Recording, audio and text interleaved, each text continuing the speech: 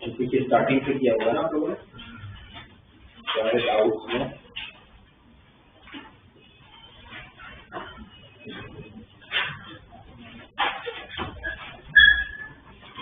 ये स्टार्टिंग में बताइए डाउट और 11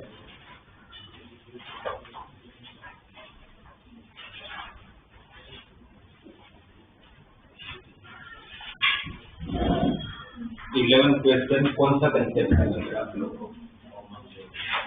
वन रूट इज कॉमन, क्या दिया हुआ x square minus 6x plus a equal to 0 and x square minus 3x plus 6 equal to 0, तो one root in common. One root common की condition क्या थी और कैसे मैंने आप लोग को बोला था, कैसे ध्यान में रखोगे? क्या करते थे उसमें? सारे क्वेश्चन लिख लेते थे, 1 माइनस 6 a 1 माइनस 3 एन 6। फिर क्या करते थे? कंजुगेटिव टर्म का प्रोडक्ट क्या होगा? ये माइनस 3 प्लस 6, फिर यहाँ पर माइनस 36 प्लस 80,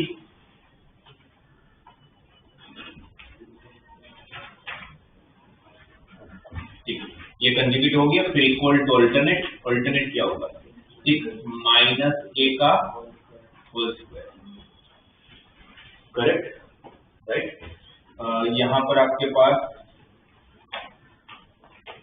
ठीक है, ब्रैकेट ओपन कर लेते हैं क्योंकि आप लोग को उसके बाद पूछा कि the other root of the first and second equation are integers in the ratio 4:3। इसके दो रूट्स होंगे, सपोज अल्फा एंड बीटा, इसके भी दो रूट्स होंगे, अल्फा एंड गामा, क्योंकि वन रूट इज कॉमन, और बीटा बाय गामा हमें दिया हुआ equal to 4/3। Beta by gamma क्या दिया हुआ आप लोगों को? 4/3 और इन द रेशियो 4:3। तो आप लोग को कॉमन रूट पता करना, अल्फा की वैल्यू आप लोगों को पता करनी है। क्वेश्चन इतना है। अच्छा, इसके अंदर चलो बाद में जरूरत पड़ेगी तो अपने यूज करेंगे, अभी पता नहीं जरूरत पड़ेगी कि नहीं। सम ऑफ फ्रूट्स और प्रोडक्ट ऑफ फ्रूट्स पता है ना अपने को, जैसे इसका अल्फा प्लस बीटा कितना है? 6, इसका गामा प्लस डेल्टा कितना है? प्लस b है ना। इसका अल्फा इंटू बीटा कितना है? 8, इसका गामा इंटू डेल्टा कितना है? 6। ये भी रिलेशन है, अगर जरूरत पड़ती है तो अपने यूज कर लेंगे। अभी हमारे पास वन रूट कॉमन की ये कंडीशन है ना, कंडीशन अप्लाई करिए। इसको एक बार सोल्व करके देखते हैं क्या आएगा। प्लस 36c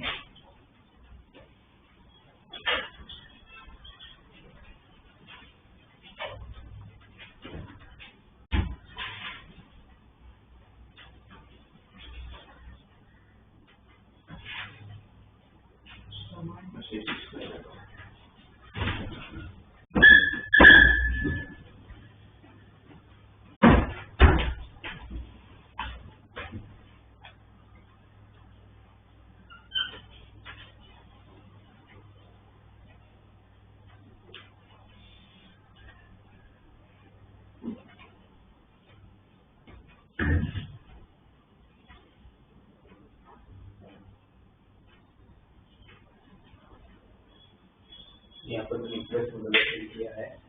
इसका एक रूट तो कॉमन है ना, अल्फा, तो ये gamma plus delta alpha plus gamma होगा, और ये अल्फा इंटू गामा। मुझे लग रहा है कि इसकी जरूरत ही नहीं है अपने को इस केस में, इसलिए जरूरत नहीं पड़ने वाली है। अच्छा, उसमें और एक भी प्रॉब्लम है। प्रॉब्लम मतलब कि उस रिलेशन ठीक है, बट उस रिलेशन में कितने अननोन है? 2, ए और सी। अननोन दो और रिलेशन एक ही है, तो एक रिलेशन था, वैसे भी 2 अननोन तो नहीं निकाल पाओगे, तो अपने को वैसे ही सम ऑफ फ्रूट्स और प्रोडक्ट ऑफ फ्रूट्स की जरूरत पड़ेगी। एक काम करते हैं, अल्फा प्लस बीटा आप लोगों का 6 है, अल्फा प्लस बीटा आप लोगों का 6 है, और अल्फा प्लस गामा आप लोगों का 3। और एक रिलेशन हमें ये भी दिया है कि बीटा बाय गामा 6 के बराबर है, 4/3 के बराबर, और अल्फा बीटा a और अल्फा गामा 6 है। तो यहाँ पर गामा की वैल्यू क्या रख सकते हैं? अगर बीटा बाय गामा अगर 4/3 तो what is gamma? 3 beta by 4। तो ये गामा को उठा के डाल दो, क्या हो जाएगा? Alpha into 3 beta by 4 equal to 6। Gamma की जगह पर क्या रखा मैंने 3 बीटा बाई 4। अब यहाँ पर अल्फा इंटू बीटा मिला जो किसके बराबर है, ए के बराबर। तो उसकी जगह पर अगर ए रख दूंगा, ये 4 क्रॉस मल्टीप्लाई हो गया 24/3, तो ए की वैल्यू कितनी आ गई 8। ए आप लोगों को क्या मिल गया 8। अब समझ आया ना इसका, तो ए अगर आप लोगों को 8 मिल गया तो ए को अगर 8 रखूंगा तो मुझे किसकी वैल्यू मिल जाएगी यहाँ से सी, है ना। ए को अगर 8 रखूंगा तो मुझे किसकी वैल्यू मिल जाएगी यहाँ से सी मिल जाएगा। और अगर मुझे सी मिल गया तो उसके बाद ठीक है, सी मिल गया तो उसके बाद आप लोगों को फाइनली फाइंड क्या करना है, कॉमन रूट। कॉमन रूट मतलब अल्फा की वैल्यू, अल्फा की वैल्यू फाइंड करना है। सी अगर आपको मिल जाएगा, बीटा गामा किसके बराबर है 3 बीटा बाई 4,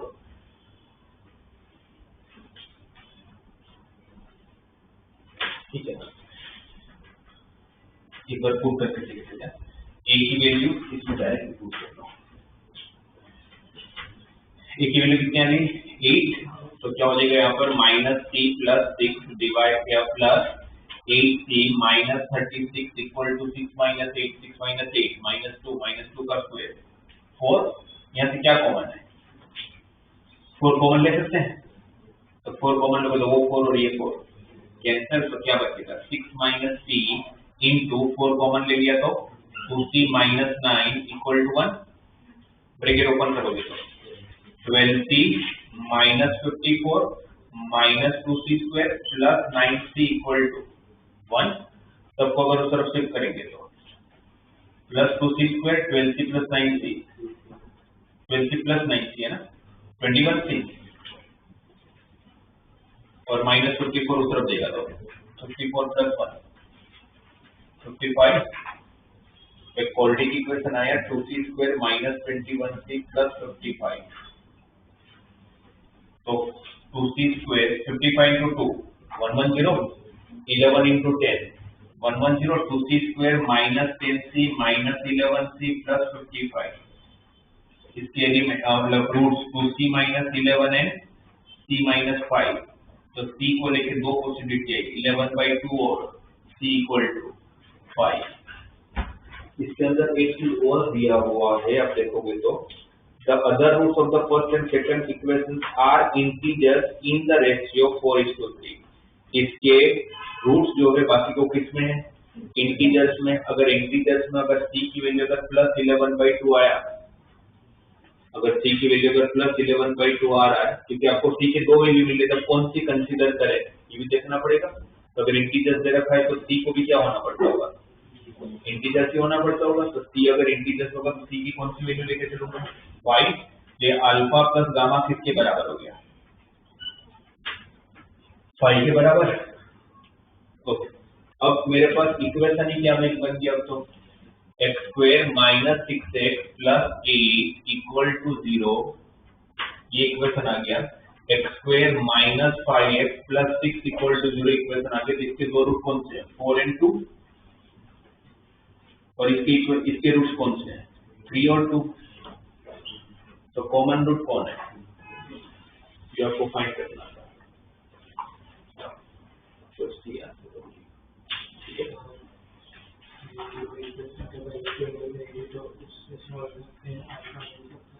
कौन सी इक्वेशन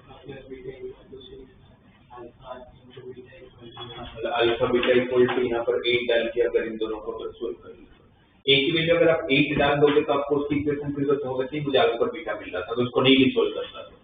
वो मैंने सोच लिया था कि अल्फा बीटा ऐसे ही मिल जाएगा, बट उसमें कॉमन कौन सा वो कैसे पता चलेगा, उसमें तो सी चाहिए होगा मुझे, तो सी निकालना ही पड़ेगा। तो अगर मुझे अल्फा बीटा चाहिए होगा तो फिर मैं यहाँ से डायरेक्टली निकाल लेता, तो कॉमन रूट के लिए मुझे सी की जरूरत पड़ती थी, इसलिए वो वन रूट कॉमन वाली कंडीशन यूज कर ली। फिर 16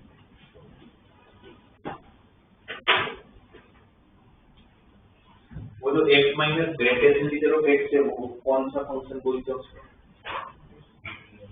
किसी भी नंबर x में अगर ग्रेटेस्ट ऑफ x आता है तो उसको कौन सा फंक्शन बोला जाता है वो तो ग्रेटेस्ट इंटीजर ऑफ x को नहीं, पर x में से जब greatest integer of x minus करते तो वो कौन सा फंक्शन बनता है? और ये तो बार हो चुका है, मैं ऐसे नहीं क्या ऐसे ही पूछ रहा हूँ। कोई भी नंबर में से उसका इंटीग्रल पार्ट हटा दो तो क्या बचता है? Fractional part. x minus greatest integer of x कौन सा फंक्शन है? फ्रैक्शनल फंक्शन है। फ्रैक्शनल फंक्शन को कैसे रिप्रेजेंट करते हैं इसमें? क्या सिंबल होता है उसका? फ्रैक्शनल फंक्शन को कैसे लिखा जाता है?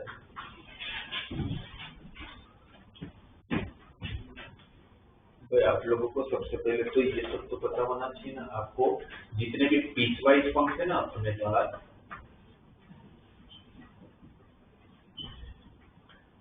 वो सब आपके ध्यान में होना हमेशा होना चाहिए। सबसे पहले मॉड्यूलस,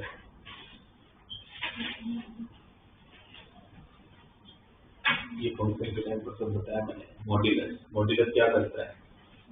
नेगेटिव वैल्यू को पॉजिटिव करता है। फिर जीआईएफ, ग्रेटेस्ट इंटीजर फंक्शन,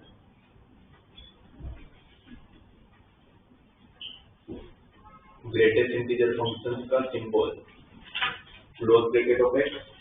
ये क्या करता है? किसी भी वैल्यू का इंटीग्रल पार्ट ढूंढ के देता है। फिर होता है लीस्ट इंटीजर फंक्शन।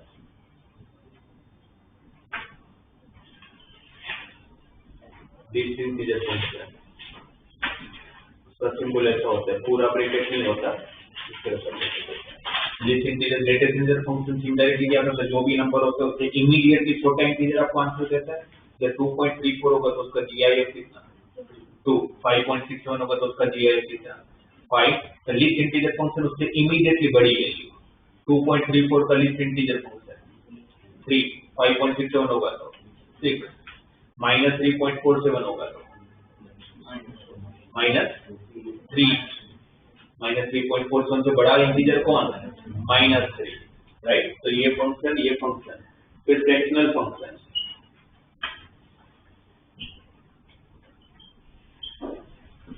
फंक्शन, ये वाला, इसका काम क्या होता है?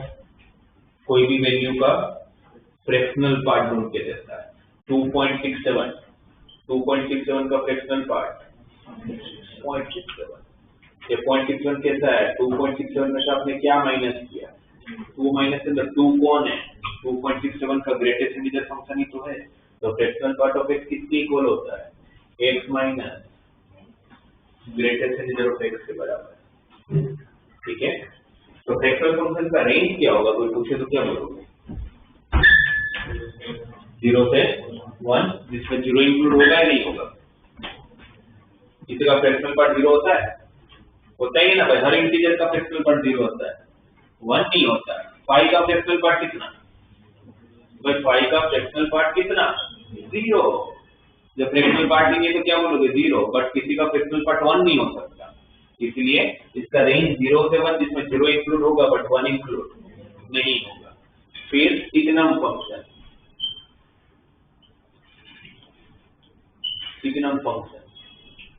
इसको लिखते इस तरह से Cn of x। Signum function क्या करता है? सिग्नम फंक्शन का काम क्या होता है? सिग्नम फंक्शन एक ऐसा फंक्शन है कि जिसका रेंज में सिर्फ 3 वैल्यू हो सकती है, -1, 0 and 1, और कोई ये रेंज में नहीं देता। इसी 3 में से कोई एक आंसर देगा। -1 कब देगा? when x is less than 0, मतलब जब आपका फंक्शन का डोमेन नेगेटिव होगा तो आपको क्या आंसर देगा? -1। फिर वो डोमेन में आप कुछ भी क्यों नहीं डाला बट नेगेटिव है, अगर मैं -50 डालूंगा तो भी वो आंसर -1 ही देगा। मैं -76.97 डालूंगा तो भी वो -1 ही देगा, राइट। 0 कब देगा? जब आपका डोमेन इक्वल टू 0 होगा। 1 कब देगा? जब आपका डोमेन कोई पॉजिटिव वैल्यू होगा। इतने पीसवाइज, इसको पीसवाइज फंक्शन इसलिए बोलते हैं क्योंकि पीसीस में ब्रेक होता है, जैसे हर चीज ब्रेक होती है। और अब आप लोगों को क्वेश्चन में जब आएगा तो इन सबको हटाना पड़ेगा, तब आप क्वेश्चन सोल्व करते हैं। बोलते हैं ना, मॉडल नहीं हटाओगे तो कुछ नहीं होता है, वैसे इसमें कोई भी फंक्शन दिया जाए वो जब तक नहीं हटेगा तब तक कुछ नहीं होता है। पहले उनको हटाना आना चाहिए, हटाओगे तो तब तो जब पता हो कि कोई फंक्शन क्या काम करता है। ठीक है, तो ये आपके 5 सिलेबस के पीसवाइज फंक्शन आपको पता होना चाहिए। तो ये पता है तो 16 क्वेश्चन हो जाएगा। देखो 16 में क्या दिया है?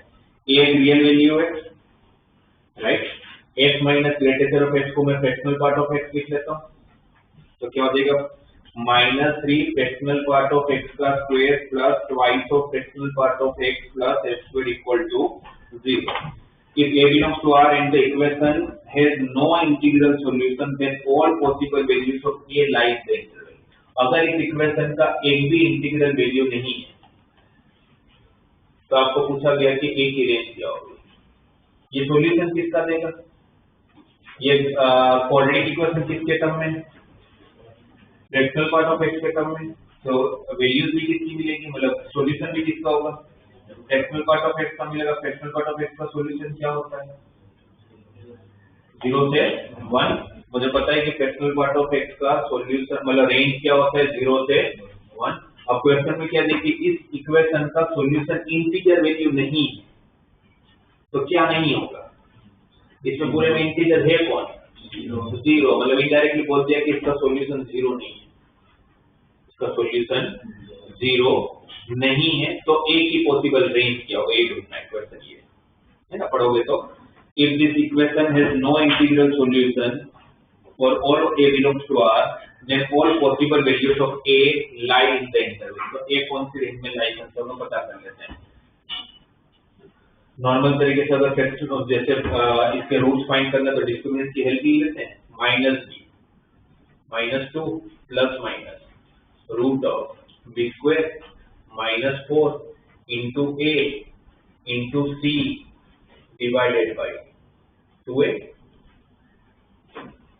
तो फ्रैक्शनल पार्ट ऑफ x क्या मिल रहा है आपको? -2 प्लस माइनस रूट ऑफ, ये माइनस माइनस प्लस हो जाएगा 4 plus 12x square divided by -6। Correct? ये समझ आया? ठीक है ना। -b plus minus root of b square minus 4x से डिवाइड बाय 2a कर लिया। अब ये फ्रैक्शनल पार्ट ऑफ x का आंसर किसके बीच में है? 0 से लेकर 1 के बीच में। पर क्या नहीं हो सकता? 0 नहीं हो सकता। क्या नहीं हो सकता? तो अपने ये देख लेते कि 0 कब होगा, अपने ये पता कर लेते कि ये 0 कब होगा, और वो मेरे रियल नंबर में इसमें हटा दूंगा क्योंकि मुझे 0 नहीं चाहिए, है ना। 0 कब नहीं होगा वो ढूंढना थोड़ा डिफिकल्ट है, उससे बेटर है कि हम क्या कर लेते कि 0 कब होगा उसके लिए ये पता कर लेते हैं और उसको फिर अपने टोटल जो रियल सॉल्यूशन है उसमें से हटा देंगे। ठीक है। Okay, fractional part of x को अगर 0 होना है तो इसको क्रॉस मल्टीप्लाई कर लूंगा। -2 plus minus root of 4 plus 12x square is equal to 0। अरे एक चीज और, इसका सॉल्यूशन के लिए डिस्क्रिमिनेंट को ग्रेटर देन 0 होना पड़ेगा, और वो तो है ही, तो उसका टेंशन लेने की जरूरत नहीं क्योंकि 4 प्लस 12x स्क्वायर तो हमेशा पॉजिटिव ही होगा ना, तो वो अपने को टेंशन नहीं है। राइट, इक्वल टू 0 किया, क्रॉस मल्टीप्लाई किया, -2 को शिफ्ट कर लेता हूँ तो root of plus minus root of 4 plus 12x square equal to 2। Root हटाने के लिए squaring on both the side, तो 4 plus 12x square is equal to 4 cancel हो जाएगा, क्या मिलेगा? 12x स्क्वायर इक्वल टू 0, तो x स्क्वायर इक्वल टू 0, तो a इक्वल टू 0। ये कंफर्म हो गया कि a अगर 0 होगा तो इसका आंसर 0 आएगा, जबकि हमें पता है कि इसका आंसर 0 नहीं आना चाहिए, तो a की वैल्यू क्या नहीं हो सकती? 0 नहीं हो सकती। ये कंफर्म हो कि a के आंसर क्या नहीं हो सकता? 0 नहीं हो सकता।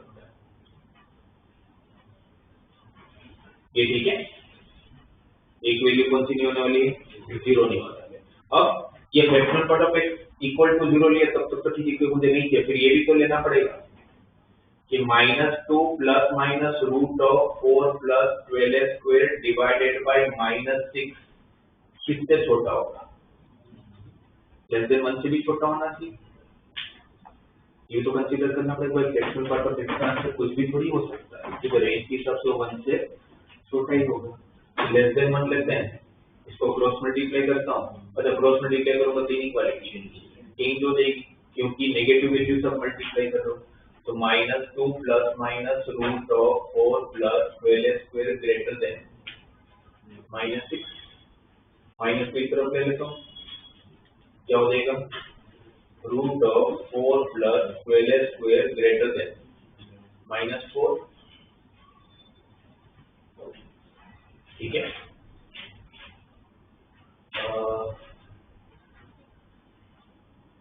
रूट हटाने के लिए दोनों तरफ स्क्वायर कर लेते हैं। स्क्वायर करोगे तो 4 + 12 square greater then 16, 12 square greater then 12,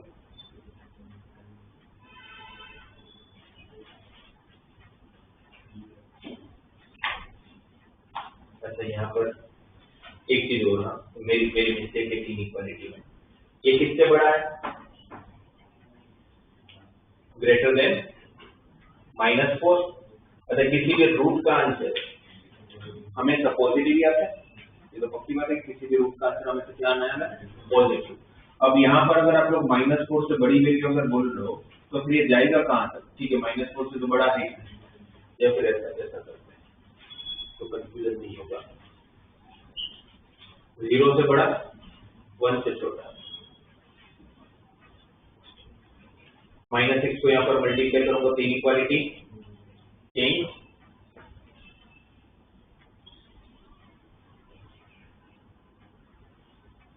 ये ठीक है ना? -2 को शिफ्ट कर लिया, -2 इस तरफ शिफ्ट हुआ तो -4 हुआ, इस तरफ शिफ्ट हुआ तो 2 हुआ।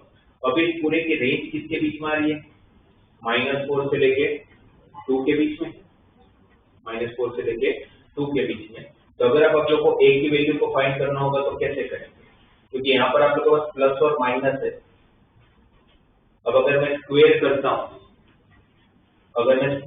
हूँ, तो अब यहाँ से मुझे लगता है कि थोड़ा सा सोचना पड़ेगा। वैसा है, क्यों सोचना पड़ेगा? क्योंकि रूट के आंसर हमेशा पॉजिटिव होते हैं। अगर रूट का आंसर अगर मैं पॉजिटिव लेके चलूंगा तो मैं -4 से बड़ा लूंगा, नहीं तो मैं डायरेक्टली 0 से बड़ा लूंगा, फिर मैं -4 से थोड़ा बड़ा लूंगा। ठीक है, रूट तो हमेशा कैसी वैल्यू देता है? पॉजिटिव वैल्यू देता है, बट उस रूट के आगे कौन सी साइन है? माइनस। तो अगर ये पॉजिटिव और अगर आगे माइनस हुआ तो आपका आंसर किस में जाएगा? नेगेटिव में जाएगा। तो इसका मतलब मुझे इसे 2 पार्ट में ब्रेक करके चलना पड़ेगा। कौन कौन सा? जब ये 0 से 2 के बीच में होगा तब, और एक -4 से 0 के बीच में होगा तब। जब ये 0 से लेकर 2 के बीच में होगा तो फिर मैं सिर्फ प्लस वाला पार्ट कंसीडर करूंगा, फिर मैं माइनस वाला पार्ट कंसीडर नहीं करूंगा। और जब मैं माइनस लूंगा तो फिर मैं -4 से 0 लूंगा, क्योंकि ये पॉजिटिव है, उसको आप नेगेटिव से मल्टीप्लाई करोगे तभी तो आपका आंसर नेगेटिव का आंसर रहेगा। समझ आए जो कि हो? अब वापस अगर ये माइनस को अगर आप हटाते हो तो आपकी इनइक्वालिटी की साइन चेंज हो जाती है। तो अगर साइन चेंज हो जाती है तो क्या हो जाएगा? यहाँ पर √4 + 12 square greater then 0 but less than 4। तभी आप लोगों का रेंज किसके बीच में आ रहा है? 0 से लेके 4 के बीच में आ रहा है। तो फिर ये ऊपर सब चेक करने की जरूरत नहीं है, क्योंकि 0 से 2 इसके अंदर आ चुका होगा ना, तो उसको मुझे अलग से कंसीडर करने की जरूरत नहीं। अब मैं रूट हटाने के लिए क्या करूंगा? दोनों साइड स्क्वायर कर लूंगा। तो स्क्वायर करूंगा, 0 से बड़ा तो होता ही है, तो उसको तो कंसीडर करो, नहीं करो फर्क नहीं पड़ता।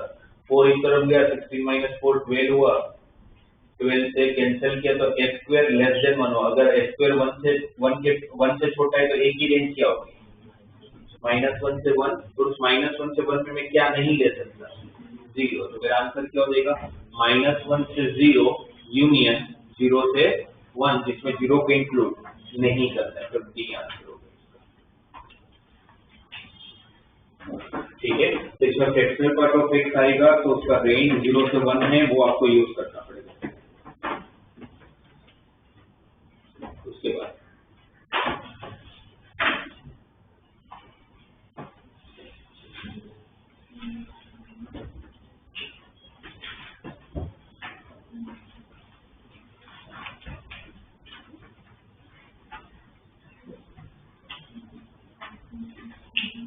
नेक्स्ट जो किया है वो जल्दी 25।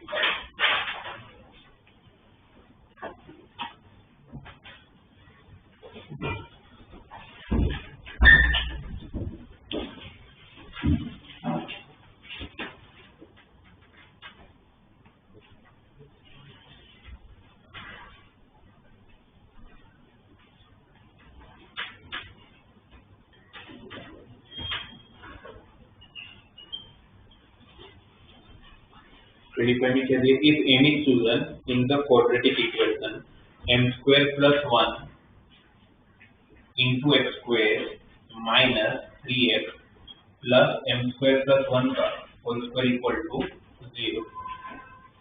Question that if m is chosen in this quadratic equation such that sum of its root is greater than the absolute difference of the cube of its roots. मतलब क्या बोल रहे हैं? Sum of its root is greatest than the absolute difference of the cube of its root. m की value आप लोग को find करनी है और कौन सी कंडीशन पे फाइंड करना है? सम ऑफ इट्स रूट. इसके रूट को अगर अल्फा और बीटा मान ले तो अल्फा प्लस बीटा हो जाएगा. सम ऑफ इट्स किससे ग्रेटेस्ट है? उस सेंटेंस का मतलब क्या निकालोगे? Sum of its roots is greatest than the absolute difference of the cube of its roots. we have to find the value of m such नहीं, बस वो लास्ट वाले का सेंटेंस m को निकालना ही है, बट वो दिया हुआ है कि उसी के ऊपर क्वेश्चन डिपेंड नहीं है. So that the sum of its roots is greatest than the absolute difference of the cube of its roots. मतलब absolute difference of the cube of its roots का मतलब क्या हो जाएगा? Alpha cube minus beta cube absolute मतलब mod. कौन बढ़ा दिया हुआ है?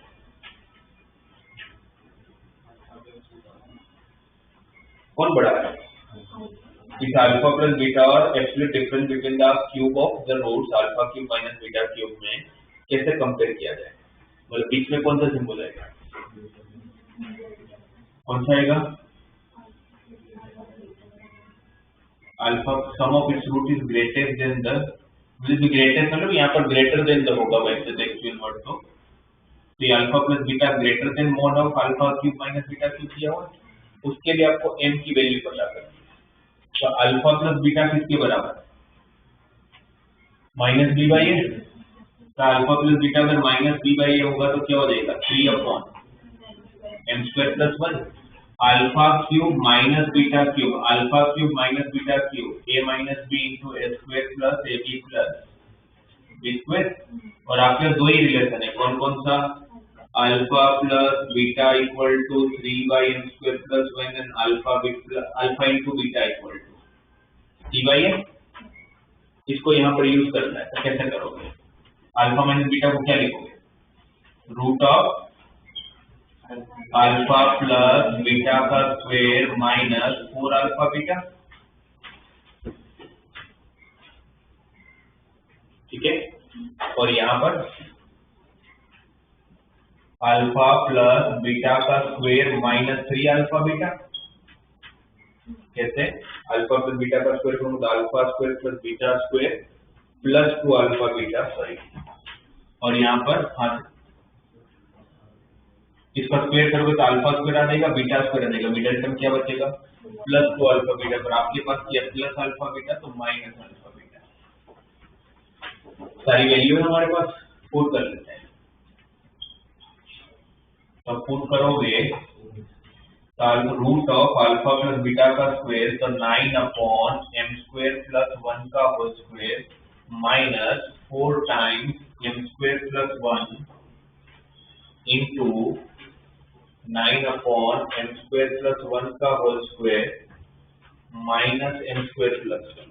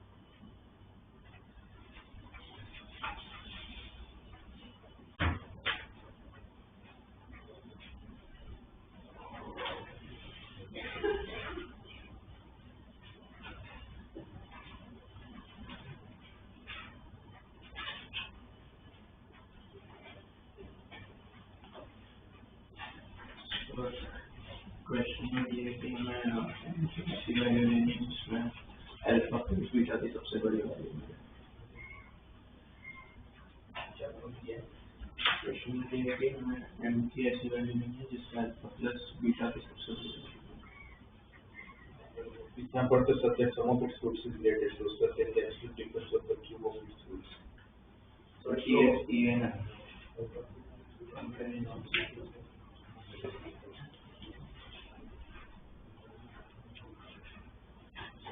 सही है। और मेरा इंटरप्रिटेशन गलत है। क्वेश्चन में वो if और then पढ़ लिया मैं। इसमें आपको बोला है कि m की पहले वैल्यू निकाल लो जिसके लिए ग्रेटेस्ट होगा और वो होगा उसके बाद आप लोग को फाइंड करना है। क्या फाइंड करना है? m की वैल्यू फाइंड नहीं करनी, फाइंड ही क्या करना है? फाइंड क्या करना है? Mod of alpha cube minus beta cube करना है। इसलिए इतना कॉम्प्लिकेटेड हो रहा है वरना क्वेश्चन में तो क्या दिया? अल्फा प्लस बीटा क्या है? 3/m² + 1 minus b/m। ये ग्रेटेस्ट कब होगा? Alpha plus beta equal to 3/m² + 1 की ग्रेटेस्ट वैल्यू कब होगी? ये ग्रेटेस्ट कब होगा? जब ये लिस्ट होगा। ये लिस्ट कब होगा? जब m0 होगा, क्योंकि m² + 1 की minimum value greater than equal to 1 से चाहिए होगा। तो m जब 0 होगा, m अगर 0 होगा तो सिर्फ बचा क्या? x² + 3x + 2 equal to 0, sorry 4 equal to 0 है ना। m अगर नहीं करेंगे 1 इक्वल टू 0, m0 लिया ना, प्लस 1 इक्वल टू 0 और लास्ट में फाइंड क्या करना आप लोगों को? Alpha cube mod of alpha cube minus beta cube, right. और इसको वही mod of alpha cube minus beta cube को क्या लिख लेते हैं? Alpha minus beta into alpha square plus alpha beta plus beta square. और फिर वही अल्फा माइनस बीटा को क्या लिख लेते हैं? अल्फा प्लस बीटा का स्क्वायर माइनस 4 अल्फा बीटा, और यहाँ पर अल्फा प्लस बीटा का स्क्वायर माइनस अल्फा बीटा। सारी वैल्यू है। अल्फा प्लस बीटा कितना? 3 का स्क्वायर 9, अल्फा बीटा कितना? 1 ना, तो 9 - 4 √5 और फिर अल्फा प्लस बीटा -3 का स्क्वायर 9 - 1, तो आंसर क्या हो जाएगा? सॉरी मेरा इंटरप्रिटेशन गलत होगा, तो ये m0 आ जाएगा और 8 पर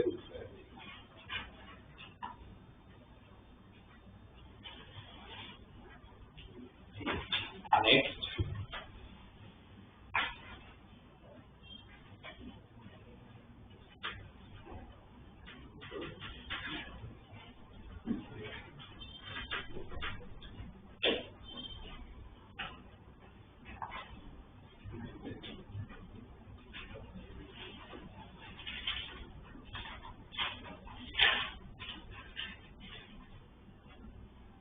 एक बार क्वेश्चन नंबर देखो आप लोग 36। इस तरह के भी क्वेश्चन बहुत आते हैं। अब देखो इसके अंदर बहुत एक तो कॉमन टाइप का क्वेश्चन न्यूटन लॉ वाला, आपको हर पेज में एक क्वेश्चन दिख जाएगा उसके ऊपर का, है ना। जैसे नेक्स्ट पेज में मुझे इस पेज में भी एक को दिखा था थोड़ी देर पहले, 18 वाला, है ना। 18 में दिखा, फिर वापस मुझे दिखा यहाँ पर 35 में, फिर वापस दिखा 38 में, है ना। सब न्यूटन से हो जाएगा। उसमें और एक क्वेश्चन देखो 36 वाला, ये क्वेश्चन इस तरह के क्वेश्चन बहुत बार आते हैं। ऐसे क्वेश्चन में क्या करना चाहिए आप लोगों को? जैसे 36 में आपको क्या दिया? e⁴x plus e⁴3x minus 4 times e⁴2x plus e⁴x plus 1 equal to 0। ठीक है, आप लोगों को पास इक्वेशन दिया है और आप लोगों को बोला गया है e⁴x plus e⁴3x minus 4 e⁴2x plus e⁴x plus 1 equal to 0 और बोला कि नंबर ऑफ रियल रूट्स कितना होंगे। अब इतना बड़ा पावर तो अपने को तो सोल्व करना नहीं आता। ज्यादा आप क्या कर सकते हैं? e⁴x को t मान लोगे और तो कुछ नहीं कर पाओगे। e⁴x को t माना तो कौन सा पावर का इक्वेशन बनेगा? 4, जो नहीं आता अपने को सोल्व करना। तो ऐसे क्वेश्चन में क्या करने का आप लोग को? जो मिडिल टर्म होगा ना, जो मिडिल टर्म होगा, मतलब मिडिल पावर होगा। कौन सा मिडिल टर्म है? और मिडिल पावर है e⁴2x, उससे पूरी इक्वेशन को डिवाइड कर लो। तो पूरी इक्वेशन को डिवाइड कर लो। पूरी इक्वेशन को डिवाइड करो तो e⁴x क्या हो जाएगा, e⁴2x, e⁴3x क्या हो जाएगा, ये -4, ये 1/e⁴x, ये 1/e⁴। नॉर्मली ऐसे क्वेश्चन में जब आप मिडिल टर्म से डिवाइड करते होंगे ना तो आपको नंबर और उसका रेसिप्रोकल दिखता होगा। जैसे e⁴2x तो उसका रेसिप्रोकल 1/e⁴x, उसका पेयर बनाओ, क्योंकि आपको और मुझे दोनों को क्वाड्रेटिक ही सोल्व करना आता है और कुछ आता ही नहीं है। तो हम तो ये ट्राई करेंगे कि कैसे भी करके क्वाड्रेटिक इक्वेशन बन जाए। अगर नहीं बना पाएंगे तो क्वेश्चन छोड़ना ही पड़ेगा अपने को, फिर नहीं आता अपने को, या फिर ट्रायल एंड एरर हो जाए तो बात अलग है। यहाँ तक आया। अब किसको t होगा, e⁴x प्लस 1/e⁴x को, इस पर इसके बीच में क्या रिलेशन है, उसका स्क्वायर है। अच्छा, इसका स्क्वायर करते तो कौन कौन से टर्म मिलेगा, इसका स्क्वायर करोगे तो क्या क्या मिलेगा, e⁴2x प्लस 2 प्लस 1/e⁴2। इसमें मिडिल टर्म भी तो होगा, कोई भी कोई और ये कर लिया होगा। तो e⁴2x प्लस 1/e⁴2x क्या बना आपका, स्क्वायर -2, ये क्या बना, स्क्वायर -2 सॉरी, ये क्या बना, plus t -4 equal to 0, square plus t -6 equal to 0। Quadratic तक पहुंच गया। और एक बार क्वाड्रेटिक तक पहुंच गया फिर तो मुझे फैक्टराइज करना आता है। क्या होगा इसके फैक्टर्स, t + 3n t -2, तो t इक्वल टू -3 और t equal to 2।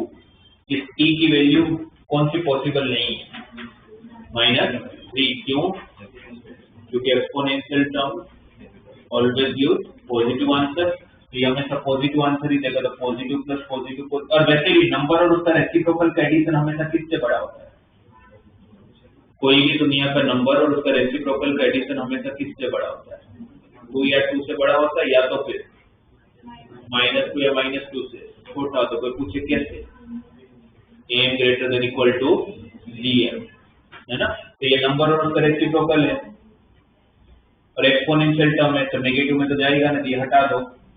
e⁴x plus 1/e⁴x 2 या 2 से बड़ा ही होगा, क्योंकि नंबर और उसका रेसिप्रोकल 2 या 2 से बड़ा ही होता है। बट ये इक्वल टू दिया हुआ है, इक्वल टू 2 कब पॉसिबल है, जब खुद 1 हो जाए, 1 + 1/1 2 हो जाएगा ना, राइट। अब बोलोगे सर हमें नहीं समझना है तो क्या करने को चाहिए, तो कोई नहीं, एलसीएम ले लेने का। e⁴2x, ये 2e⁴x इस तरफ ले लो तो -2e⁴x प्लस 1 इक्वल टू 0। ध्यान देखो e⁴x -1 का होल स्क्वायर है, तो e⁴x इक्वल टू 1 आ जाएगा। e⁴x इक्वल टू 1, e⁴x को 1 होने के लिए x की क्या पॉसिबल वैल्यू है, कितनी पॉसिबल वैल्यू जिसके e⁴x 1 होगा, एक ही, कौन सा, 0। समथिंग रेज़ टू 0 क्या होता है, 1। x की एक ही वैल्यू पॉसिबल है, कौन सी, 1। तो जैसे क्वेश्चन में क्वाड्रेटिक बनाने के लिए मिडिल टर्म से डिवाइड कर लो, कुछ ना कुछ काम बचता होगा आपका।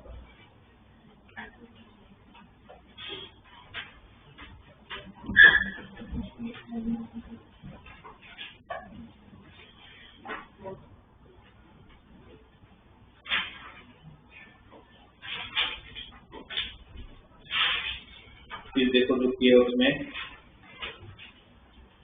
इसमें क्वेश्चन नंबर 19 का आंसर आ गया था आप लोग, 19 बहुत इजी था, बट मैक्सिमम बच्चे लोगों ने ये क्वेश्चन जब आया था तो एग्जाम में मिस्टेक किया था, बहुत बच्चों ने।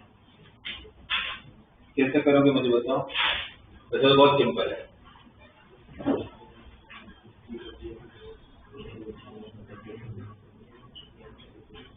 x² - 5x + 5 rays to power x² + 4x - 60 का आंसर 1 लाना है।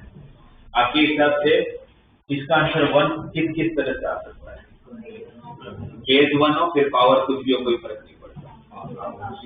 एक पहला केस x² - 5x + 5 1 हो जाए, फिर तो पावर कुछ भी हो, कोई फर्क नहीं पड़ता। दूसरा केस बेस कुछ भी हो, पावर 0 हो जाए। और कोई केस, और एक केस भी बनेगा। नॉर्मली बच्चे लोग यही 2 केस लेके करके आते हैं और फिर वो गलत आता है, उसमें और एक केस भी बनेगा, केस 3 कब x square minus 5x plus 5 minus 1 हो और उस टाइम पर x square plus 4x minus 60 कोई इवन नंबर हो, क्योंकि माइनस 1 का फिर इवन पावर 1 हो जाएगा, और पावर होगा तो नहीं चलेगा। ये भी एक केस बनेगा, ये केस नॉर्मली भूल जाते हैं बच्चे।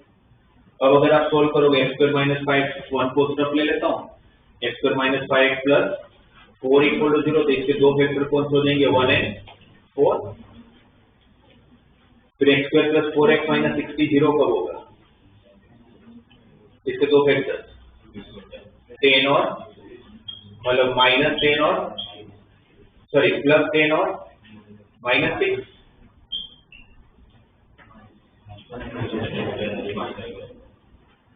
सॉरी माइनस 10 और प्लस 6। फिर x square plus 5x plus 5 equal to -1 को तरफ लूंगा तो plus 6, x square minus 5x plus 6 equal to 0, तो x इक्वल टू -2 और x equal to -3 sorry plus 2n plus 3। पर ये 2 और 3 दोनों आपके सॉल्यूशन नहीं होंगे, हो सकते दोनों भी हो सकते दोनों में से कोई भी ना हो, क्योंकि आपको ये भी तो चेक करने की इवन होना चाहिए। अगर मैंने x को 2 रखा तो 2 का स्क्वायर 4 प्लस 4 इंटू 2 माइनस 60 दे इवन आएगा, और 3 रखोगे तो 3 का square 9 4 into 3 12 plus 9 21 minus 60 odd आएगा, तो वो नहीं चलेगा। तो सिर्फ कौन सा चलेगा 2 चलेगा। इन सबका एडिशन करोगे अगर आप लोग तो 4 प्लस 1 5 5 प्लस 2 7 है ना, 7 प्लस 6 13 13 माइनस 10 3।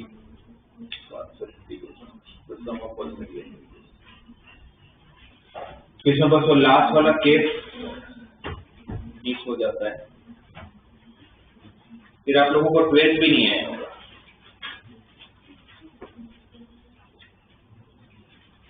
नहीं है ना, तो पूछा क्यों नहीं, पूछ रहा हूँ डाउट बताओ।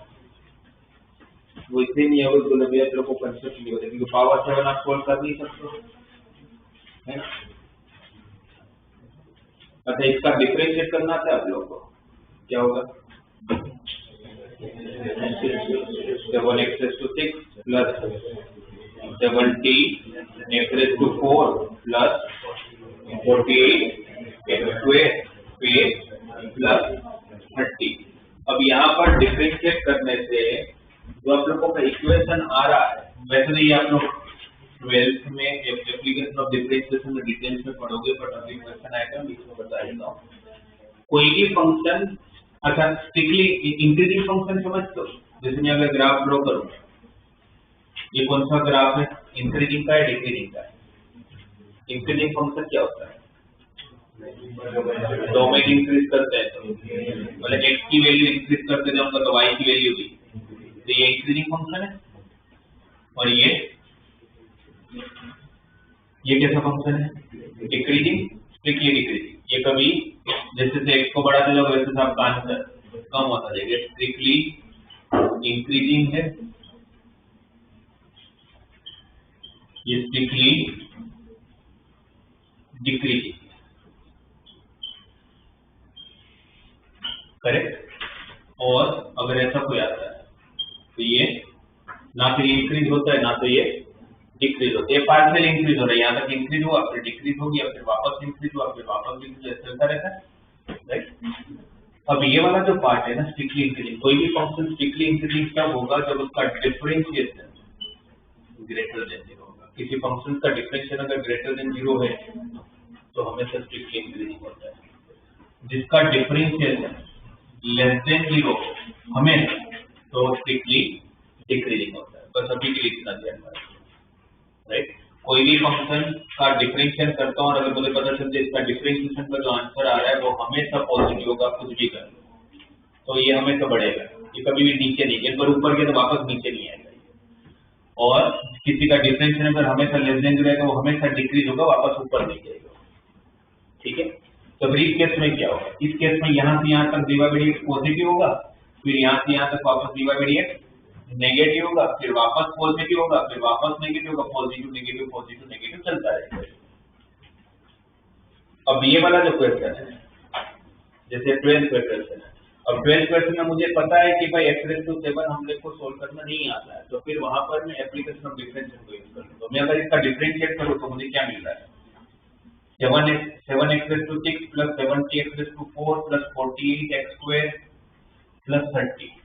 ये पूरे में आप x का हर पावर देख लो इवन ही है, तो अगर मैं नेगेटिव वैल्यू भी रखूंगा तो, और बीच में साइन भी कैसी है, तो अगर इसमें x की जगह आप कुछ भी रख लोगे तो आपका डिफरेंशिएशन का आंसर हमेशा ग्रेटर देन 0 होगा। ये कौन सा फंक्शन हुआ, स्ट्रिक्टली इंक्रीजिंग, या हमें ऊपर की तरफ ही जाएगा, कभी नीचे नहीं आएगा। तो अब पूछा क्या क्वेश्चन में, इसके रूट्स कितने हैं? रूट्स का मतलब क्या होता है, कितनी बार एक्स एक्सिस को कट कर रहा है। रूट्स का मतलब क्या होता है, कितनी बार एक्स एक्सिस को कट, रियल रूट्स। रूट्स तो कितने, जैसे कोई पूछे कि इसके रूट्स कितने होंगे, वो बोलेगा 7, क्योंकि पावर कितना है तो उसके 7 रूट्स होंगे। बट रियल रूट्स कितने होंगे, तो रियल रूट्स का मतलब क्या होता है, कितनी बार वो एक्स एक्सिस को कट कर रहा है। ज्यादा एक्स एक्सिस को कितनी बार कट कर सकते हैं, एक ही बार। क्यों, अगर एक बार कट करके ऊपर गया तो वापस नीचे नहीं आएगा। तब दो ही पॉसिबिलिटी, कौन कौन सी, एक बार कट करें या तो चालू ही ऊपर से होता हो एक्स एक्सिस, एक भी बार कट नहीं करे, ये भी हो सकता है, राइट। अगर एक भी बार कट नहीं किया तो इसका मतलब क्या है, किसके कितने रूट्स हैं, रूट्स तो कितने हैं इसके 7 है, पर वो 7 रूट्स कैसे हो जाएंगे, और इमेजिनरी रूट्स हमेशा, इसलिए 7 तो नहीं हो सकता, इसलिए ये पॉसिबिलिटी ही नहीं, मतलब ये इसका एक रियल रूट होगा। समझ आया, तो ये ध्यान में रखना, और डिफरेंशियल पॉजिटिव तो इंक्रीजिंग, डिफरेंशिएशन नेगेटिव तो डिक्रीजिंग। फिर और जो आप लोगों ने किया वो बताओ मुझे।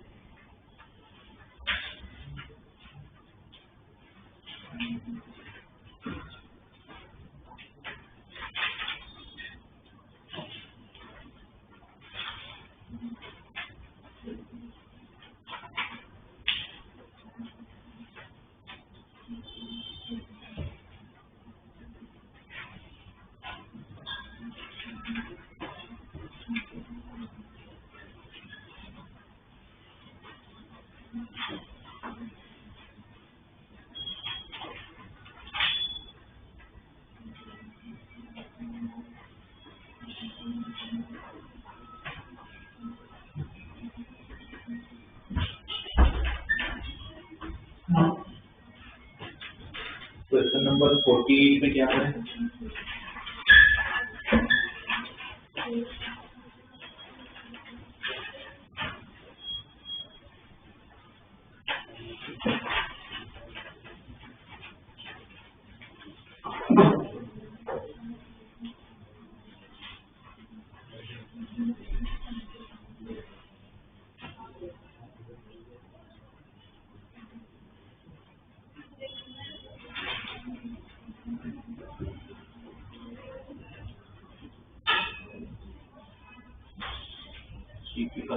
कौन सा ऊपर कौन सी सीरीज है, जीपी की इनफिनिट सीरीज है, ई के पावर में जीपी की इनफिनिट सीरीज है ना, क्या फॉर्मूला होती है, ए अपॉन, तो क्या हो जाएगा सीरीज का एडिशन, तो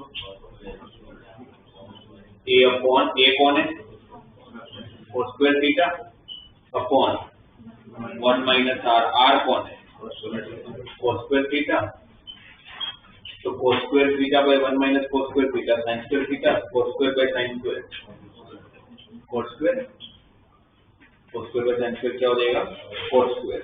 अब e के पावर में क्या है, cos square theta into ln, मतलब जिसका बेस ln क्यों बोलते हैं, नेचुरल लॉगरिथम, जिसका बेस e होता है उसको कौन सा लोग बोलते हैं, ओके। तो ये जो e raise to power ln of 2 raise to cos square theta, power को अगर मैं बाहर ले सकता हूँ तो बाहर के नंबर को पावर में भी ले जा सकता हूँ, क्यों ले गया हूँ, क्यों क्या जरूरत पड़ेगी मेरे को पावर में ले जाने की, क्या जरूरत पड़ेगी पावर प्लस, क्योंकि प्रॉपर्टी होती है आप लोगों को लोग की जो नो प्रॉपर्टी है वो तो नींद में भी याद होना चाहिए। ए रेस टू लोग ए और बी का आंसर कितना होता है बी। पावर में अगर लोगे तो ये प्रॉपर्टी आपके पास, पावर में लोग की दो ही प्रॉपर्टी, एक ये और एक ये। ए रेस टू लोग बी ऑफ सी का आंसर और सी रेस टू लोग बी ऑफ ए का आंसर सेम होता है। पावर में लोग है तो ये दो में से प्रॉपर्टी यूज होता होगा चैप्टर कोई। तो मुझे अगर ये प्रॉपर्टी यूज करना तो मैं नहीं कर सकता जब तक आपके पास ये साथ में मल्टीप्लाई में होगा। अब मैं कर सकता हूँ क्योंकि ln का बेस क्या है e, तो ये सेम है तो इसका आंसर कितना हो गया 2 raise to 4 square theta. Answer कितना हो गया 2 रेज़ टू 4 स्क्वायर थीटा। उसके बाद क्या बोला ये फर्स्ट वाला पार्ट और लोग वाला, और बोले कि ये जो है वो रूट है, किसका रूट है टी स्क्वायर माइनस 90 प्लस 8 का। तो टी स्क्वायर माइनस 90 प्लस 8 के सॉल्यूशन कौन कौन है t इक्वल टू 1 और t इक्वल टू 8 है ना। ये t है और t मुझे क्या मिल रहा है 1 और 8। इसको या तो 1 होना पड़ेगा या तो इसको 8 होना पड़ेगा। 1 को क्या लिख सकता हूँ 2 रेज़ टू 0, 8 को क्या लिख सकता हूँ 2 रेज़ टू 3। ये 2 रेज़ टू 0 है तो cos स्क्वायर थीटा को क्या होना पड़ेगा 0। 3 है तो cos स्क्वायर थीटा को क्या होना पड़ेगा 3 और 0 का होगा। अगर थीटा भी रेंज में गया है क्योंकि वरना तो cos तो फिर इनफाइनाइट जगह पर 0 होता है। ये cos कब 0 होगा जब cos 0 होगा। cos कहाँ 0 होता है cos इनफाइनाइट जगह पर 0 होता है। पर 0 से π/2 के बीच में cos कब 0 होता है कभी नहीं होता, क्योंकि cos 0 होने के लिए किसको 0 होना पड़ेगा cos को, और cos इक्वल टू π/2 पे 0 होता है, उसके बीच में 0 नहीं होता है। इट मींस ये पॉसिबल नहीं है। cos square theta equal to 3 तो cos theta equal to plus और माइनस रूट 3 पर मैं सिर्फ प्लस रूट 3 लूंगा, माइनस नहीं लूंगा क्योंकि फर्स्ट क्वाड्रेंट में सारे ट्रिग्नोमेट्रिक टर्म पॉजिटिव से फोर्थ कब रूट 3 होता है 30 भाई cos जब रूट 3/2 होगा sin जब 1/2 होगा तो थीटा कितना है π/6। तो फिर वैल्यू किसकी फाइंड करनी थी 2 sin से तो हो ही जाएगा 2 sin theta upon sin theta plus root 3 cos theta. Theta 30 है sin 30 1/2 2 और 2 cancel sin 30 1/2 cos 30 root 3/2 root 3 into root 3/2 3/2 1/2 plus 3/2 4/2 4/2 is 2 1/3 1/2 yeah।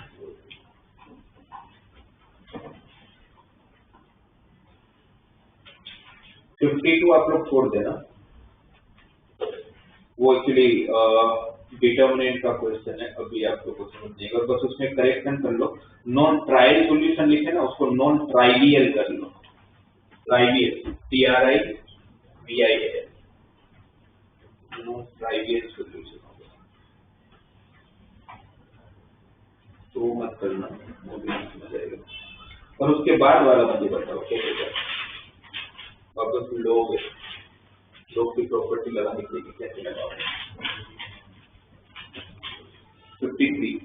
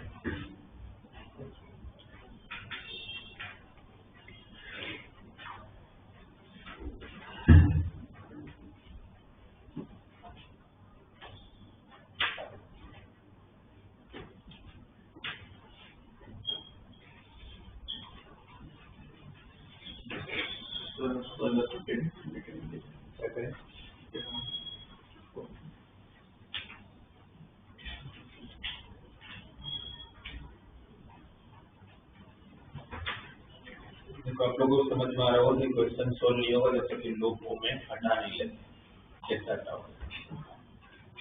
क्या क्या टर्म दिए?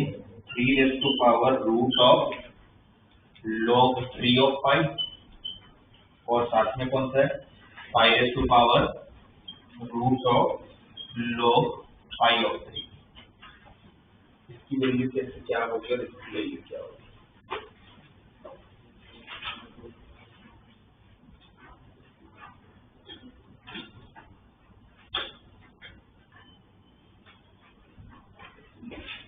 अच्छा, अगर एक काम अगर ऐसा करें,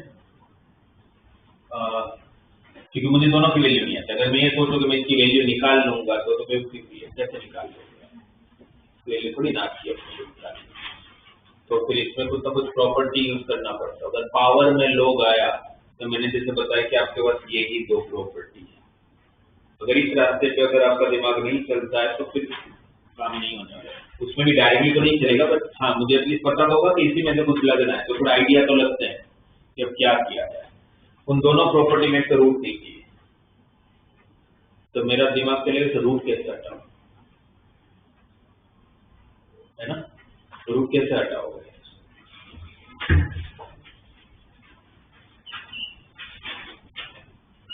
इसको अगर मैं ऐसे लिख लूं, मुझे पता है कि मुझे रूट हटाना है, रूट हटाना है, और एक अगर रूट जैसे हटा तो मेरा काम हो जाता है, क्योंकि ये सेम है, तब का आंसर बी हो जाता है। तो बेस तो सेम ही दिया है, पर रूट नहीं चाहिए। तो फिर रूट अगर हटाना तब एक ही ऑप्शन है। क्या ऑप्शन है? मैं सेम टर्म से डिवाइड और मल्टीप्लाई कर लूं। और तो कैसे रूट हटाऊंगा? स्क्वायर होगा तभी रूट हटेगा। तो क्या किया मैंने? सेम नंबर से डिवाइड और मल्टीप्लाई कर दिया। उससे क्या फायदा होगा? 3 raised to power, ये और ये स्क्वायर हो, ये सब आपका दिमाग वहां चलना चाहिए। भाई रूट भी नहीं चाहिए तो रूट एक ही तरीके से हटा सकते, अगर स्क्वायर बन जाए तो उसी नंबर से वापस मल्टीप्लाई कर, क्योंकि मल्टीप्लाई करो तो डिवाइड भी तो करना पड़ेगा, राइट? तो क्या हुआ ये? 3 raised to power log 3 of 5, ठीक है, into root of log 5 of 3। ये भी तो बचा होगा। अच्छा, रूट log 5 of 3 कैसे होगी? कौन सी? रेसिप्रोकल होता है तो नंबर क्या बनता है? बेस, और बेस क्या बनता है? नंबर। तो बेस नंबर बन गया, नंबर बेस बन गया। ये ठीक है, यहाँ प्रॉपर्टी लग सकती है। कितना आंसर है? 5 raised to power root of log 5 of 3। क्या है?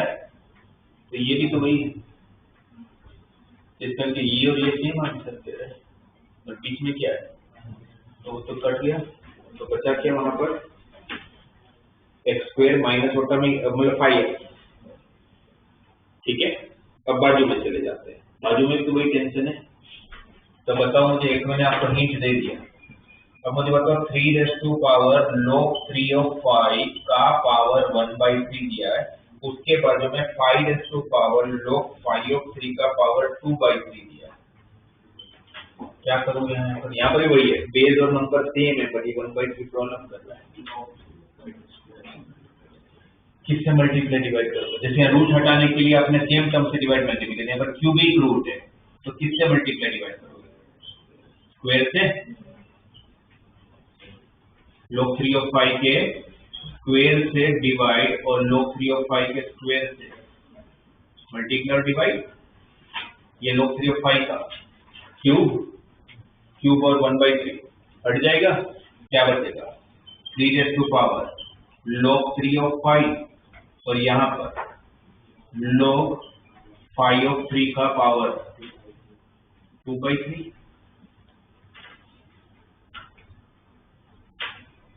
ये रेसिप्रोकल हुआ तो नंबर बेस नंबर पावर 2/3 होगा। ये और ये सेम है, तो प्रॉपर्टी के हिसाब से इसका answer 5 raised to power log 5 of 3 का, तो ये कुछ नहीं आ गया, तो वो भी कैंसल। तो रहा क्या पूरा इक्वेशन में? X square minus 5x minus 3 equal to 0। फिर तो बताने की जरूरत ही नहीं। तो वापस इसमें भी लोग नहीं आएगा, तो क्वेश्चन नहीं बनेगा। तो ये तो प्रॉपर्टी जब भी पावर आता है।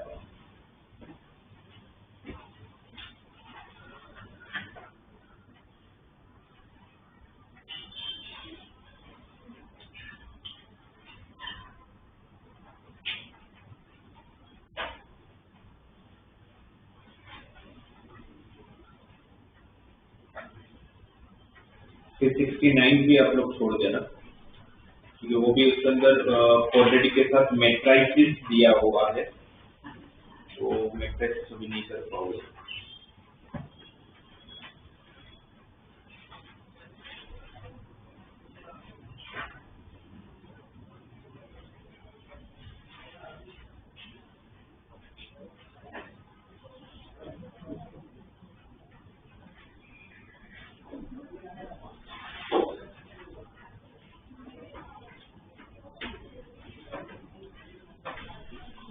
इसका क्वेश्चन नंबर 85, इसको 85 देखो, 84 85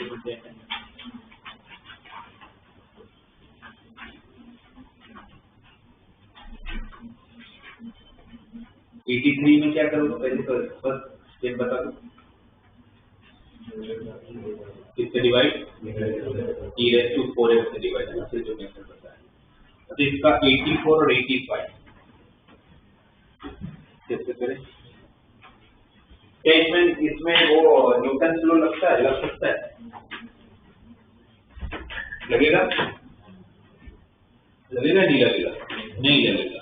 भाई न्यूटन लॉ लगाने के लिए पहले ऐसे लिखते हैं equal to alpha respect plus beta respect जैसा कंसेप्ट को, और उसमें भी कंजुगेटिव के लिए होना चाहिए, इसमें वो भी नहीं। तो फिर ये क्वेश्चन किसका है फिर?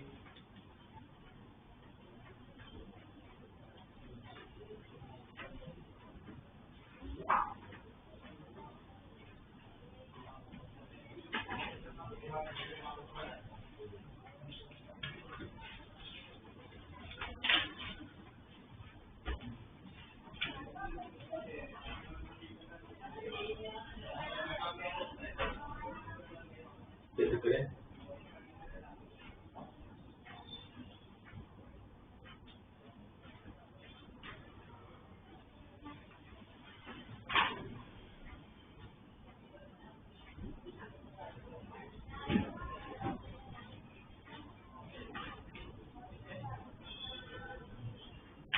alpha raised to 23 plus beta raised to 24. Alpha plus beta into alpha raised कौन सा बता रहा हूँ? 84 या 83? 85. वापस बता रहा हूँ। Alpha plus beta into alpha raised to 23 plus alpha raise to 23 plus beta raise to 23 को फैक्टराइज कर दो आप। Alpha plus beta into alpha raise to 22 alpha raised to 22 बहुत बड़ा पावर होता है ना सेकंड वाला।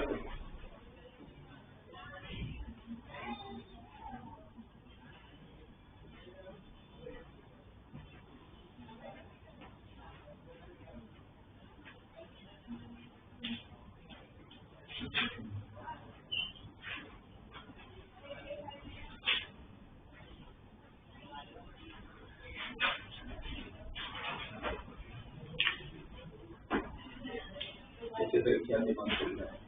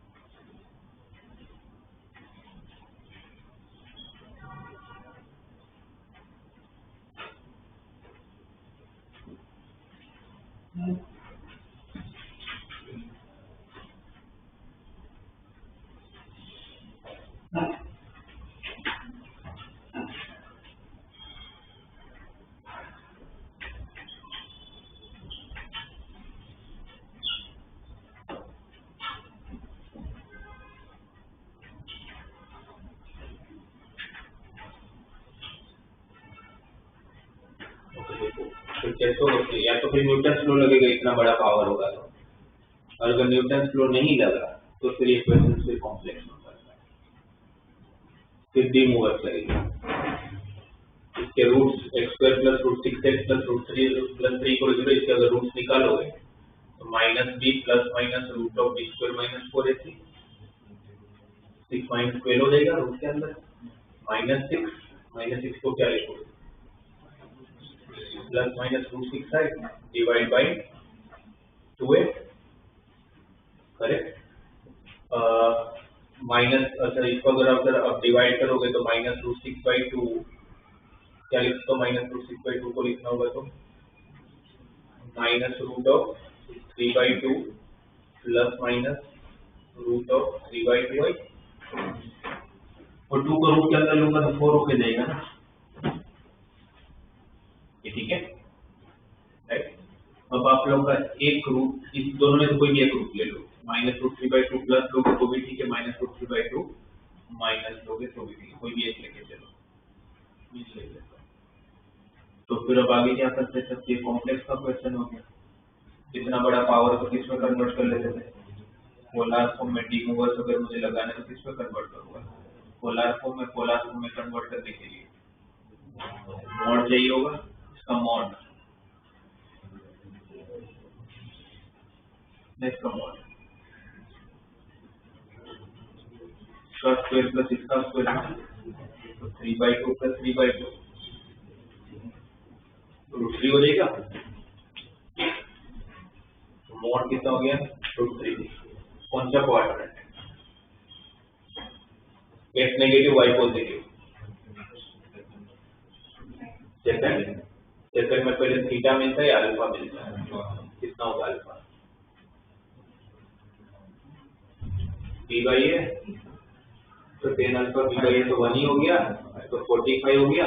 सेकंड में जाना है तो पाई माइनस π/4, तो क्या हो जाएगा, cos 3π/4 plus i sin of 3π/4, ये होगा आप लोगों का अल्फा। बोले एक रूप को अगर मैंने अल्फा लिया है तो बीटा के लिए क्या लूंगा, फिर माइनस रूट 3/2 है, तो बीटा क्या होगा, मोड तो सेम ही मिलेगा। कौन सा क्वाड्रेंट में, थर्ड क्वाड्रेंट में, 5 प्लस π/4, तो 5 plus π/4 cos 5π/4 plus i sin 5π/4,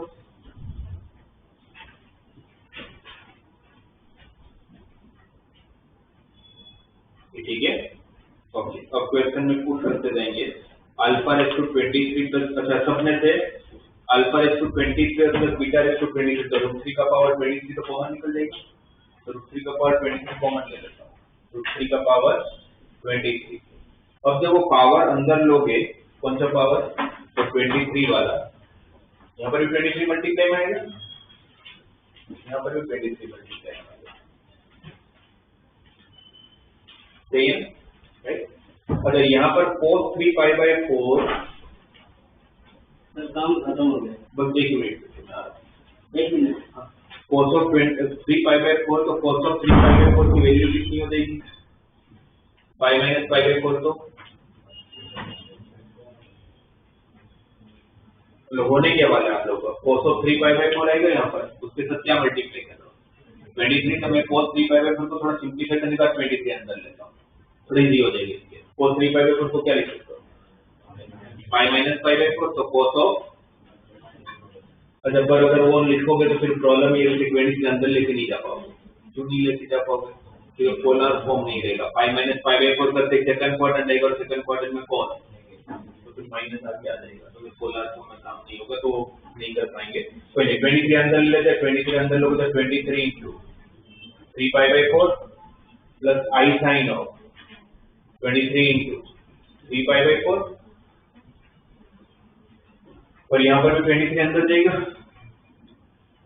correct. अरे 23 इंटू 3π/4 कितना हो जाएगा, 69π/4, 69π/4 को लिखना है तो 69π/4 को लिखना है तो किसके, मतलब इसको ब्रेक करना पड़ेगा ना 69π/4, तो 69π/4 को कैसे ब्रेक करोगे, दो पार्ट में, 69/4 के आजू बाजू की वैल्यू जो 4 से मल्टीपल होता है 17/5 प्लस 5/4 17/5 होगा तो cos का cos ही रहेगा, sin का sin ही रहेगा। 17/5 कहाँ होता है? यहाँ पर होता है ना पाई के हर ऑर्डर मल्टीपल, उसमें आपने कुछ ए लिखी है, कौन से क्वाड्रेंट? थर्ड क्वाड्रेंट में cos नेगेटिव। अच्छा, और ये भी ध्यान रखना रूट 3/23 दोनों में से मैंने कॉमन ले लिया तो ये और ये एडिशन में, ठीक है ना? तो 17/5 प्लस 5/4 तो क्या हो जाएगा माइनस cos 5/4, और ये भी तो थर्ड क्वाड्रेंट में होगा तो ये भी तो नेगेटिव होगा। और 23 जब यहाँ मल्टीप्लाई हुआ होगा तो 23 into 5/4 23 into 5/4 तो कितना हो जाएगा 115 pi/4। इसको कैसे लिखेंगे?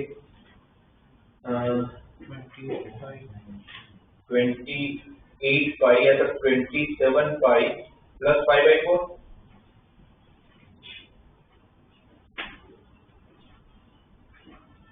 नहीं सॉरी 27 नहीं होगा ना, क्या होगा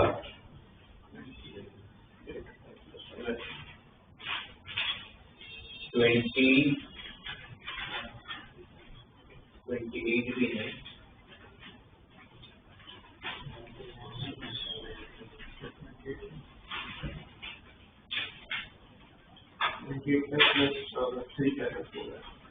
3/4 चलेगा नहीं क्योंकि आपको चाहिए कैसा एंगल, एक्यूट एंगल ही चाहिए। ये भी ध्यान रखना कि सेकंड पार्ट हमेशा कैसा एंगल होना चाहिए, एक्यूट एंगल होना चाहिए। तो आप लोगों को 29 करने जाऊंगा तो 116 आ जाएगा, 29/5 माइनस 5/4 करेंगे, ठीक है। 29/5 माइनस 5/4 कौन सा क्वाड्रेंट? 29/5 भी तो यही होगा, उसमें से कुछ माइनस किया तो कौन सा क्वाड्रेंट? सेकंड क्वाड्रेंट में cos क्या होता है और sin क्या होता है पॉजिटिव। cos यहाँ पर भी नेगेटिव था, cos यहाँ पर भी नेगेटिव होगा तो बच जाएगा, बट sin यहाँ पर नेगेटिव था, थर्ड क्वाड्रेंट था ना, पर यहाँ का sin पॉजिटिव का तो वो वाला आई वाला टर्म कैंसिल हो जाएगा। वैसे ही बाजू में जो 14 वाला पावर है ना उसमें भी वैसे होता होगा। तो फिर अगर ऐसा कुछ हो गया कि जहां पर न्यूटन्स लॉ नहीं लग रहा है और फिर भी बहुत बड़े पावर है तो फिर हमारे पास फिर एक ऑप्शन है कॉम्प्लेक्स नंबर, फिर उसमें डी ओवर थ्योरम यूज करना।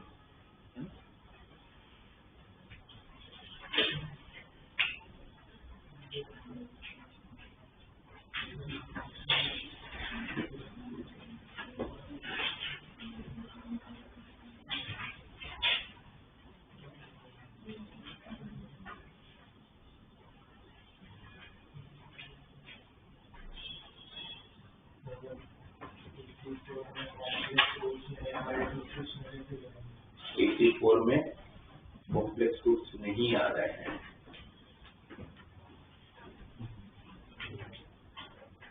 84 आप लोग को कॉम्प्लेक्स रूट्स की जरूरत नहीं, हमारे कॉम्प्लेक्स रूट्स आ भी नहीं रहे। और उसके अंदर आप एक चीज और नोटिस करोगे तो आपके पास 4 टर्म दिएगा 21, 19 और 70, यही पावर है। और सबके बीच में कितने कितने का गैप है? 2-2 का गैप है। 2-2 का गैप मैं आपको हिंट दे देता हूँ, फिर एक बार करना, नहीं हो तो मुझे बताना। ए इसका रूट है, ए अगर रूट है तो इसको सेटिस्फाई करेगा, तो x² minus 7x minus 1 equal 0, तो ए इसको सेटिस्फाई करते हो तो आपके पास एक रिलेशन है a² equal to 7x plus 1। इसमें से आपको a⁻21 समझाना होगा तो आप किससे मल्टीप्लाई करोगे? a⁻19 से, तो आपके पास एक a⁻21 वाला टर्म होगा, एक a⁻20 वाला टर्म होगा और एक a⁻19 वाला टर्म होगा। सही है। फिर अगर आपको a⁻19 चाहिए होगा तो आप इसको 17 से मल्टीप्लाई करोगे, तो 17 मतलब फिर आप लोग को एक रिलेशन ये है और एक रिलेशन आपको चाहिए होगा जिसमें a का पावर कितना आ जाएगा? 17 आ जाएगा। तो a का पावर 17 के लिए क्या करोगे? फिर a⁻17 से मल्टीप्लाई करोगे तो यहाँ पर a⁻19 का और एक टर्म आएगा, फिर यहाँ पर 7 a⁻18 होता होगा और यहाँ पर a⁻17 होता होगा। फिर ये दोनों रिलेशंस को लेके कुछ ना कुछ सिंप्लीफाई करते होंगे तो आ जाता होगा। एक बार इसको ट्राई करना, इसी से कुछ ना कुछ बनेगा। और जैसा ए का रिलेशन बनेगा वैसे ही सेम रिलेशन बी का भी तो बनेगा।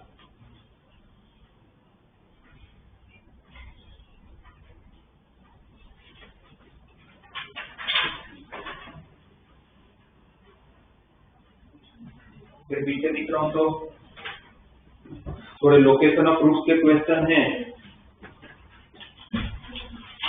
न्यूटन फ्लो है,